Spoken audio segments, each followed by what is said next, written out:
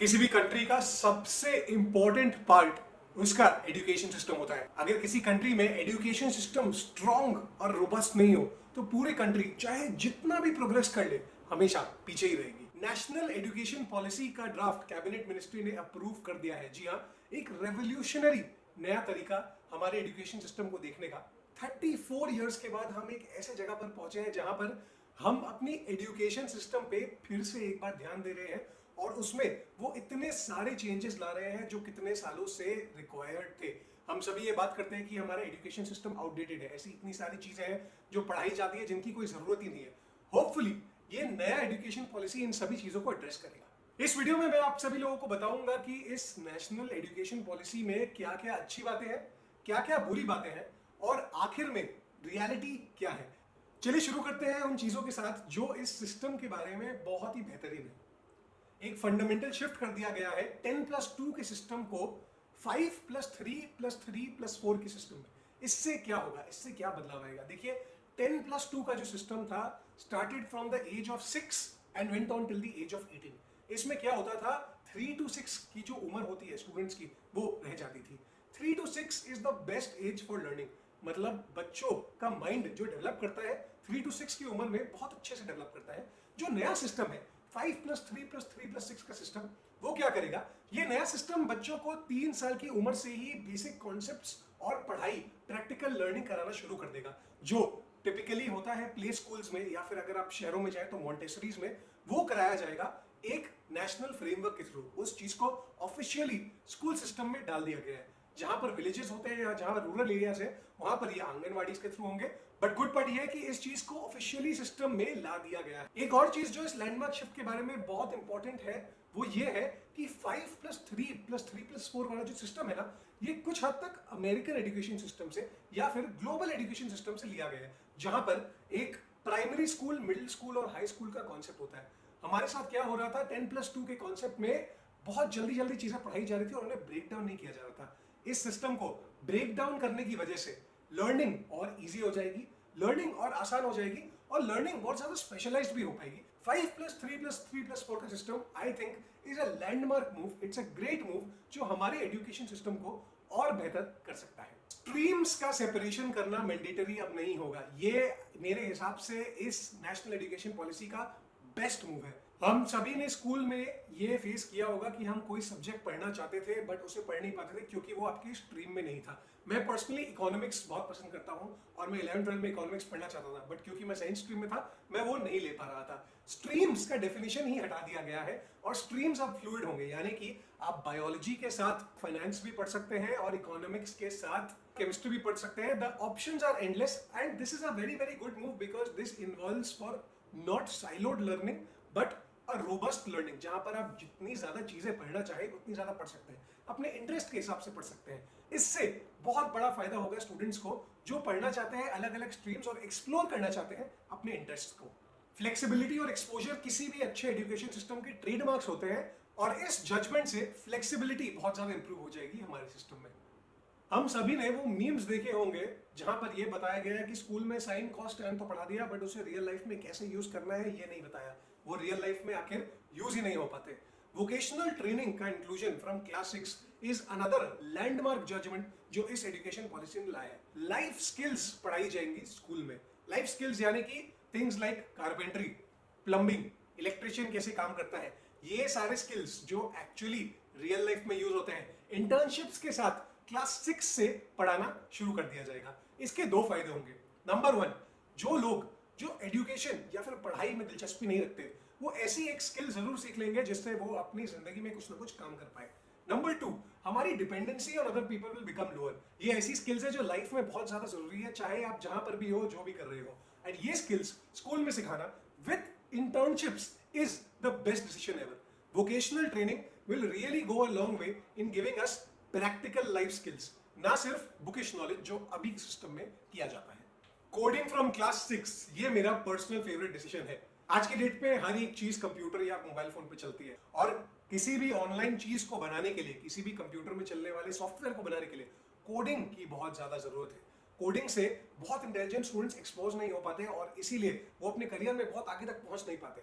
ऐसे industry experts बोलते हैं कि 2025-30 तक एक ऐसे जगह पे हम आ जाएंगे जहां पर coding skills will be as important as vocabulary skills, as important as maths and science. इसीलिए कोडिंग को इंट्रोड्यूस करना is one of the most forward thinking decisions. Class 6 से ही बच्चे स्कूल में कोडिंग पढ़ेंगे और इसके वजह से कंप्यूटर साइंस की फील्ड में, आईटी की फील्ड में एक बहुत ही अच्छा इंपैक्ट आएगा। अब बात करते हैं कॉलेज वाले सिस्टम की। एक कॉमन एंट्रेंस एग्जाम सारे कॉलेजेस के लिए। कॉलेज स्टूडेंट्स आप बहुत खुश हो रहे होंगे, मैं भी बहुत खुश हुआ था ये सुन के कि एक कॉमन एंट्रेंस एग्जाम बनाया जाएगा जिसके थ्रू सारे स्टूडेंट्स कॉलेजेस में एंट्री ले पाएंगे। दो ये स्टार्टिंग में मैंडेटरी नहीं होगा। मेरा होप ये है कि ये अमेरिकन सैट सिस्टम जैसा बन जाएगा जहां पर आपको कॉलेज एडमिशन के लिए केवल एक टेस्ट देना होगा, चाहे आप इंजीनियरिंग कॉलेज में जाना चाहते हैं, चाहे आप ह्यूमैनिटीज पढ़ना चाहते हैं, चाहे आप कॉमर्स पढ़ना चाहते हैं। कॉलेज के लिए multiple entry and exit points और साथ में एक क्रेडिट बेस्ड सिस्टम, ये भी American and global education system से उठाया गया है, which is a very very good thing. बहुत बार ऐसा होता है कि स्टूडेंट्स अपने कॉलेज एजुकेशन को कंप्लीट नहीं कर पाते या फिर कॉलेज के बीच में कुछ और करना पड़ जाता है। इसके आने के बाद कॉलेज के हर एक साल के बाद आप एक डिग्री या सर्टिफिकेशन पा लेंगे जो आपको लाइफ में बहुत ज्यादा हेल्प करेगी। टिपिकली हमने ये भी देखा और इसके बारे में हमने इस चैनल पे बात भी किया है कि college education itself is also outdated, college curriculums are also outdated. तो इसका मतलब ये हुआ कि अगर आप 2 साल या 1 साल कॉलेज में पढ़ने के बाद नहीं चाहते कि आप कॉलेज में कंटिन्यू करें, अपने पैसे बर्बाद करें, तो इसके लिए विद सर्टिफिकेट आपको एक ऑप्शन मिलेगा।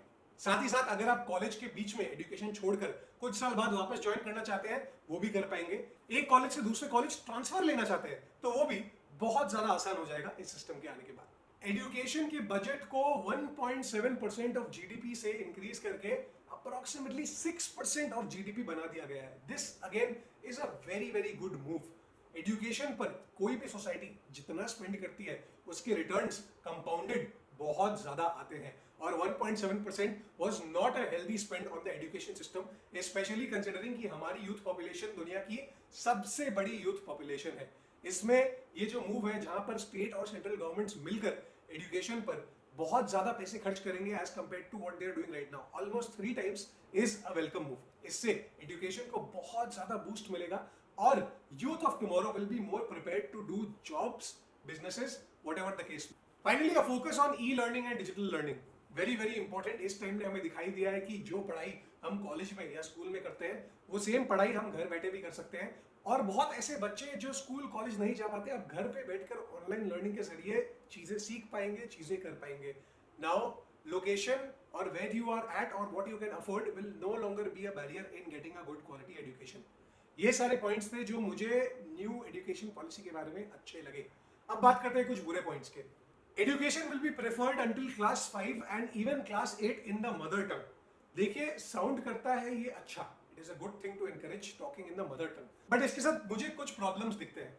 Number 1, India is a very diverse country. अगर आपने हिंदी में पढ़ाई की है और अगर आप तमिलनाडु जाकर काम करना चाहे तो आप नहीं कर पाएंगे। Same goes vice versa. एक कॉमन लैंग्वेज की जरूरत है जो पूरे देश को यूनाइट करे। ये कॉमन लैंग्वेज फॉर्चुनेटली अनफॉर्चुनेटली हमारे लिए इंग्लिश है। इंग्लिश को रिमूव करना करिकुलम से will not be the smartest move for our country. इससे क्या होगा कि ये जो हिंदी इंग्लिश या फिर वर्नाक्युलर इंग्लिश वाली डिवाइड है वो भी ज्यादा बढ़ जाएगी। मैं ये नहीं बोलता कि मातृभाषा में नहीं पढ़ना चाहिए, मातृभाषा को रिस्पेक्ट नहीं करना चाहिए, बट हमारी जैसी कंट्री में जहाँ इतने सारे लोग हैं, इतनी ज्यादा डाइवर्सिटी है, वहां पर एक कॉमन लैंग्वेज को आना बहुत ज्यादा जरूरी है। साथ ही साथ इस पॉलिसी के डॉक्यूमेंट में ये भी लिखा है कि 3 लैंग्वेज सिस्टम यूज किया जाएगा, तो थोड़ी एम्बिग्विटी है इस स्टेटमेंट के अराउंड। तो जब तक ये क्लियर नहीं हो जाएगा we don't know, but I sincerely hope कि इंग्लिश को भी एज अ करिकुलम लैंग्वेज रखा जाए, बहुत बहुत जरूरी है। पॉइंट नंबर 2 जो मुझे अच्छा नहीं लगा वो था 2 और बोर्ड एग्जाम। भैया 10th और 12th के बोर्ड एग्जाम दे देकर ही हम थक चुके हैं, हम घबरा जाते हैं इनके नाम पर। और अगर आप 2 और बोर्ड एग्जाम ले आएंगे क्लास 5 के लेवल पे और क्लास 8 के लेवल पे तो बच्चों का क्या हालत होगा। देखिए मिनिस्ट्री ने अश्योर किया है कि ये जो बोर्ड एग्जाम्स होंगे इनका पैटर्न चेंज कर दिया जाएगा, इन्हें और ऑब्जेक्टिव बना दिया जाएगा और इनमें रोट कॉन्सेप्ट्स ही सिखाए जाएंगे, टेस्ट करे जाएंगे, बहुत इलेबोरेट नहीं बनाया जाएगा। बट हमारी सोसाइटी के साथ प्रॉब्लम ये है कि हम किसी भी एग्जाम को जरूरत से ज्यादा बड़ा बना देते हैं, लार्जर देन लाइफ बना दिया जाता है। इन 2 बोर्ड एग्जाम्स को ही देखिए क्या हालत बना दिया है हम सभी ने। और अगर 2 और बोर्ड एग्जाम्स ले आया जाए तो बच्चों पे प्रेशर बहुत ज्यादा आना ही आना है। इसको अगर आप एक official all over the country वाला एग्जाम बोलेंगे तो बच्चों पर ऑटोमेटिकली प्रेशर आएगा, बिकॉज हमारी सोसाइटी में first question that parents and uncles ask is Sharma ji के बेटे को देखो या फिर उनके बेटे को देखो, कंपैरिजन आ जाता है। तो 2 और बोर्ड एग्जाम्स लाना, I do not think it is the smartest move. दो again we will have to wait and see इसके डिटेल्स क्या है, ये कैसे टाइप के एग्जाम्स होंगे, बट मेरे हिसाब से 4 board exams not a good idea at all.